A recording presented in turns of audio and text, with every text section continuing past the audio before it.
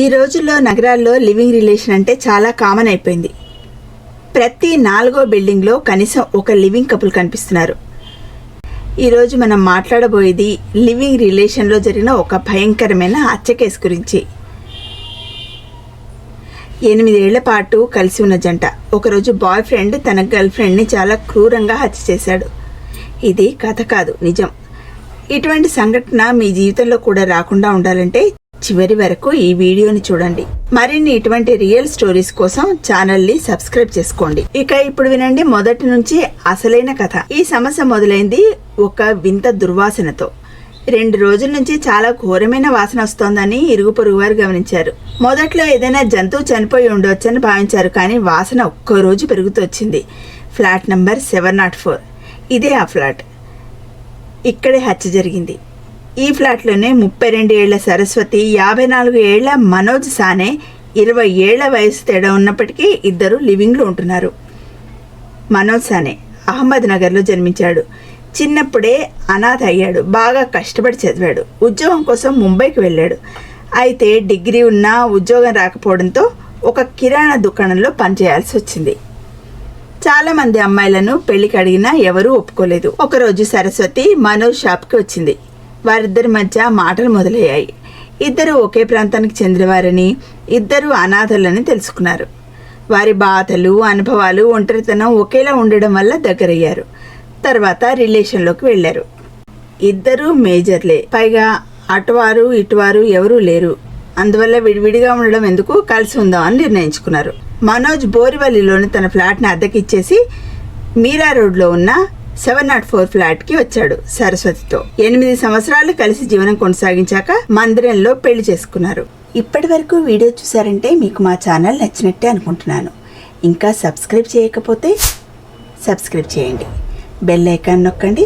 అప్పుడు the silent truth channel నుంచి ఇటువంటి రియల్ క్రైమ్ వీడియోస్ మిస్ అవ్వరు. 2023 జూన్ 7వ తేదీన ఇరుగు పొరుగు వారికి వాసన ఎక్కువగా రావడంతో అన్ని ఫ్లాట్స్ని చెక్ చేశారు. చివరకు మనోజ్ ఉండే ఫ్లాట్లో నుంచి వాసన వస్తుందని గుర్తించి తలుపు తట్టి అడిగారు. అవునా, మా ఇంటి నుంచి వస్తుందా, నేను చూస్తాను అని చెప్పి వాళ్ళని పంపి రూమ్ స్ప్రే కొట్టాడు. రూమ్ స్ప్రే సౌండ్ విని పక్కింటి అతనికి అనుమానం కలిగింది. అంతేకాకుండా కొద్దిసేపటి తర్వాత మనోజ్ ఒక పాలిథిన్ కవర్లో ఏదో తీసుకొని వెళ్ళడం మరింత అనుమానం కలిగింది. పోలీసులకు ఫోన్ చేసి చెప్పాడు. పోలీసులు వచ్చి చూసేసరికి మనోజ్ షాప్కి వెళ్లడంతో ఇల్లు తాళం పెట్టి ఉంది. పోలీసులు ఇంటి తాళాన్ని పగలగొట్టి లోపలికి వెళ్లారు. భరించలేని వాసన. 2 दिन से था, हमें लगा कि कोई एनिमल मर गया रहेगा, इसके स्टिंग आ रहा है, लेकिन 2 दिन बाद पता लगा कि उनके घर से ज़्यादा स्मेल आ रहा है. हॉल में वुड कटर मशीन रखी थी और फिर हम लोग बेडरूम में गए थे तो वहाँ ट्री कटर मशीन रखी थी. सब कुछ किचन में ही था. కిచెన్లో పెద్ద పెద్ద టబ్బులు, బకెట్లో ఎర్రటి రక్తంతో కూడిన కెమికల్స్ ఉన్నాయి. కుక్కర్లో చిన్న చిన్న ముక్కలు ఉడికిన ఉన్నాయి. ఇదంతా పోలీసులు చూసినప్పుడు మనోజ్ పైకి వచ్చాడు. పోలీసులు అడిగిన వాటికి మనోజ్ ఎటువంటి భయం లేకుండా కొన్ని విషయాలు చెప్పాడు.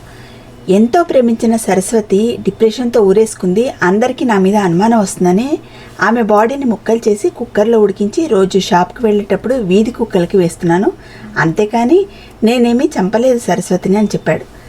కానీ పోలీసులు అతని మాటలు నమ్మలేదు.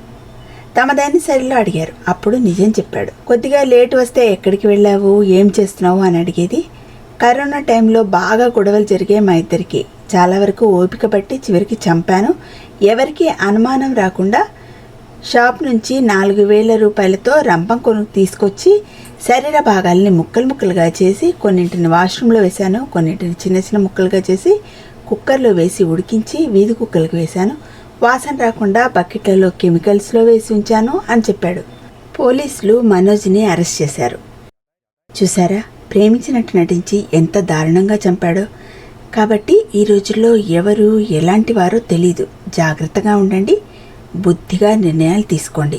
వీడియో చివరి వరకు చూసారంటే మీకు నచ్చినట్టే కదా. సబ్స్క్రైబ్ చేసి బెల్ ఐకాన్ నొక్కండి. ద సైలెంట్ ట్రూత్ నుంచి క్రైమ్ నిజాలు మిస్ అవ్వకండి.